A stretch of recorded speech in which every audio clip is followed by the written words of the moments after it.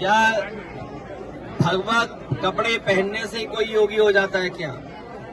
और हमारे भारत के लोग और खासकर गांव के लोग रामायण को जानते हैं, देखते हैं रामायण को। वो ये भी जानते हैं कि सीता माँ का अपहरण जब हुआ था तो रावण भी साधु के भेष में आया था। ये जन जन जानता है, पूरा प्रदेश देश जानता है। जितने लोग सनातनी लोग हैं वो जानते हैं, हिंदू समाज के लोग जानते हैं जो कि जब रावण को सीता माँ का हरण करना था तो रावण साधु के भेष में आया था।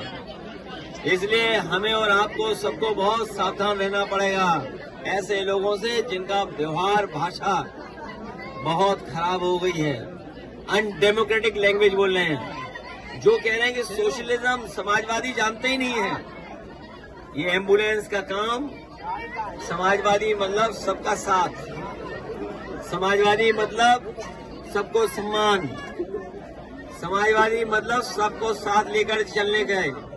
हमारे मुख्यमंत्री कुछ जानते ही नहीं है। ये पहले मुख्यमंत्री हैं जो कुछ जानकारी नहीं रखते हैं। इनसे पूछो समाजवाद, इन्हें समाजवादी नहीं पता है। इनसे पूछो लोकतंत्र, तो उसका भी नहीं पता इन्हें।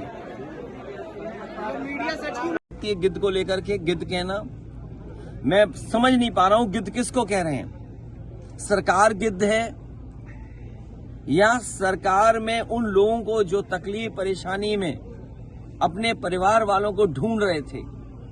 हमने आपने सोशल मीडिया में कई चैनलों में वो तस्वीरें देखी, वो वीडियो देखे कि एक बेटी अपने पिता को ढूंढ रही है, कोई अपनी मां को ढूंढने आया, एक भाई अपने भाई को ढूंढ रहा था, कई अपने परिवार के सदस्य जो खो गए उनको ढूंढने आए। कई दिनों भटकते रहे, उन्हें अपने परिवारों को कोई सुध नहीं मिली।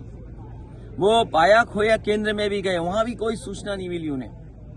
तो क्या सरकार उनको गिद्ध कह रही है जो अपने परिवार के सदस्यों को ढूंढने आए?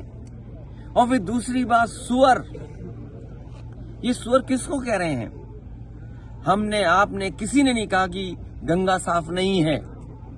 समय समय पर सरकार को जगाते रहे कि सरकार जाने की क्या कमियां हैं। अगर सबसे ज्यादा गंदगी की बात किसी ने कही तो सेंट्रल पॉल्यूशन बोर्ड ने कहा कि गंगा माँ का जो पानी है उसमें जो पैरामीटर्स हैं वो नहाने तक के नहीं है। आप नहा नहीं सकते, स्नान नहीं कर सकते हैं। ये CPWD ने कहा है। ये आपके स्टेट पॉल्यूशन बोर्ड ने क्या कहा, सवाल वो नहीं है। तो क्या आप दिल्ली के सेंट्रल पॉल्यूशन बोर्ड के जो लोग, जो NGT से जुड़े लोग हैं, उनको आपने सुअर कहा?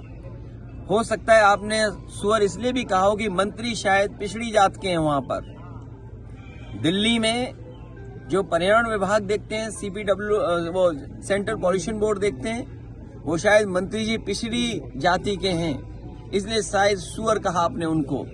और मुझे तो ये लगता है कि जो डबल इंजन की सरकार अपने आप को कहते थे, वो कहीं ऐसा तो नहीं लखनऊ वाले दिल्ली वाले को कह रहे हों, क्योंकि दिल्ली वाले सवाल उठा रहे हैं कि आपका पानी कैसा है, आपका इंतजाम कुछ नहीं था। और कह रहे थे 100 करोड़ लोग आएंगे, हम 100 करोड़ लोगों का इंतजाम करेंगे। और सोचिए कुछ करोड़ लोग आए और भगदड़ मच गई। और भगदड़ एक नहीं मची, भगदड़ 4 जगह 5 जगह, ये अभी क्लियर नहीं है। भगदड़ मची, लोगों की जान। ये जो हर इवेंट को पॉलिटिसाइज करना, उससे पॉलिटिकल लाभ लेना, स्पोर्ट्स का कार्यक्रम होगा तो पॉलिटिकल लाभ लेना चाहेंगे, कोई कल्चरल प्रोग्राम होगा तो उसका पॉलिटिकल लाभ लेना चाहेंगे, कोई धार्मिक कार्यक्रम होगा उसको पॉलिटिकल लाभ लेना चाहेंगे। और ये अपने आप को चमकाना चाहते थे। अपने आप को चमकाते चमकाते उन्होंने व्यवस्था खराब कर दी। और जब जब मुख्यमंत्री गए होंगे प्रयागराज, तब तक वहां कुंभ में आग लगी है। अगर वो 10 बार गए तो 10 बार आग लगी, 12 बार गए तो 12 बार आग लगी। और एक बार तो सुनने में आया कि कुछ लोग गुब्बारे से उड़े थे, गुब्बारे में आग लग गई। इतनी आग कभी कुंभ में नहीं लगी होगी जितनी इनकी सरकार में आग लगी है। लगता है न कुंभ में ही आग लगा दी। अब कह रहे हैं कि 64 करोड़ लोगों ने स्नान कर लिया है।